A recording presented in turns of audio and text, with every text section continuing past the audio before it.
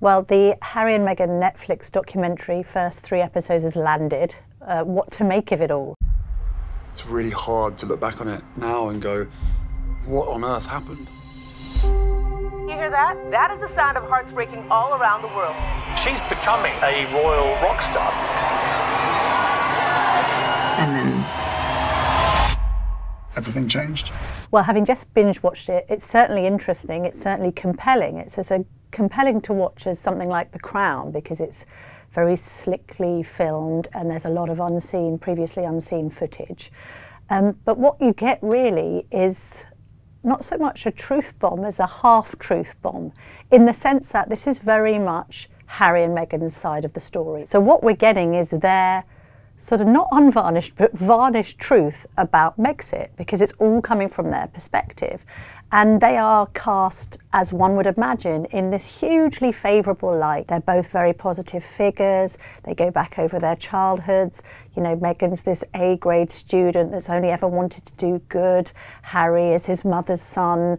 He's done his best for the royal family. And there's this constant sort of sense that they were too good for the institution that they serve.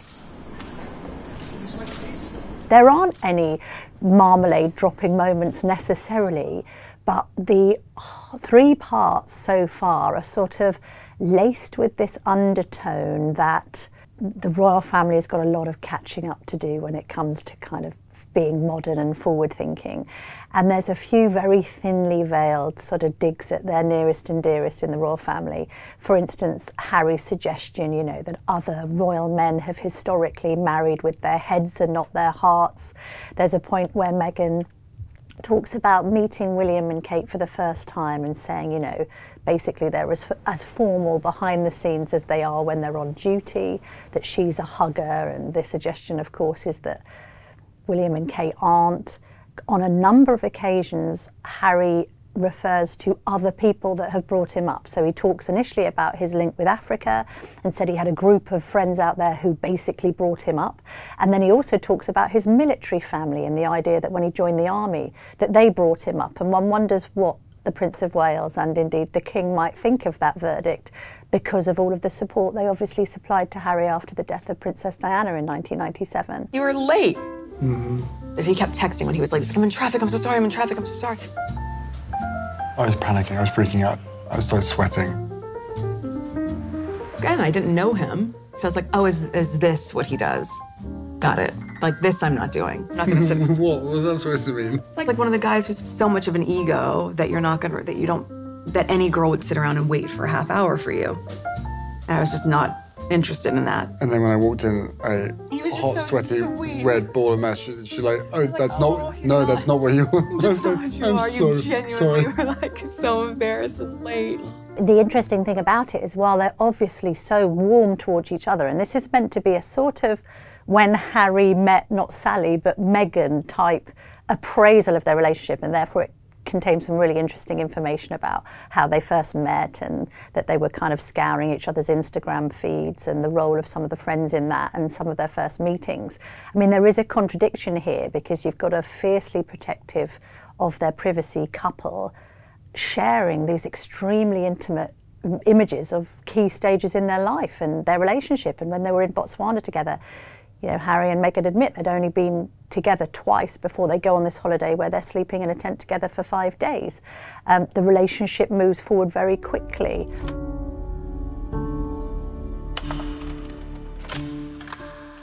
I suppose some people might be surprised at the date of some of the footage. I mean, everybody records private moments, don't they? Because we've all got lovers and children and family occasions, but the footage which starts at the point of Megxit, so March 2020, when Harry directly addresses the camera, and then we see Meghan, no makeup, with a towel around her head, you know, struggling to express herself. You're thinking, goodness me, okay, you started video diarising this pretty early on in this whole thing. That would obviously suggest that it was always a concept of the couples to, in some way, kind of, I suppose, monetize the footage of their own lives and their own relationship and marriage. Funny enough, I did write a piece for the Telegraph saying that, you know, even a year before Megxit, they were in talks with a streaming platform called Quibi because they wanted to make some kind of fly-on-the-wall documentary. So this is almost kind of a validation and a verification of those reports that there was a lot of this in the planning. You then see the footage of their engagement and you think, oh, that's interesting. You video your engagement. Okay, maybe that might be something that people do as a standard. I think I've got photographs after my engagement, but not necessarily footage. And then you think, well, okay, so you want your privacy to be invaded on your terms. I mean, maybe people will agree with this and say, well, it's for them to decide if they want to show family images or show Archie or whatever. And I get that, but there's a contradiction there because you're saying you're going to the US for a quiet life and then you're basically inviting a global audience into this life. And that's really, you've got to be quite careful doing that because it almost creates an environment of open season. And I'm not condoning it. The other interesting thing is a lot of the footage of the paparazzi has been taken while they've been in America. And yet apparently it's all the British press's fault that this has happened. I realized they're never going to protect you. I was terrified. I didn't want history to repeat itself. There's also, obviously, and we knew this was going to be the case because of the trailer, this narrative of victimhood throughout the whole thing. So on one hand, this sense that Harry always really saw Meghan as the next Diana in waiting and that he did everything to protect his family.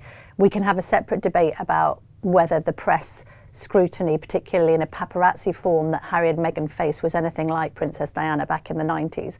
There's another debate to be had about that, and most people in the press pack will say, well, no, it's nothing like that anymore because in the post-Levisonian era, there aren't paparazzi chasing royals on private holidays, and actually quite rightly.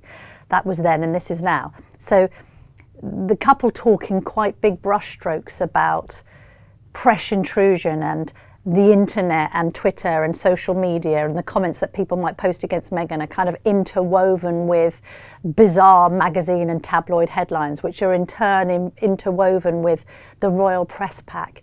There's a contradiction when Harry talks about the royal press pack and royal correspondence, because on one hand he's saying that I mean, I was a royal correspondent, I'm not anymore, but I was in the royal press pack. We are an extension of the palace PR machine. But on the other, he says that royal correspondents are intruding and writing stuff that we don't want them to write.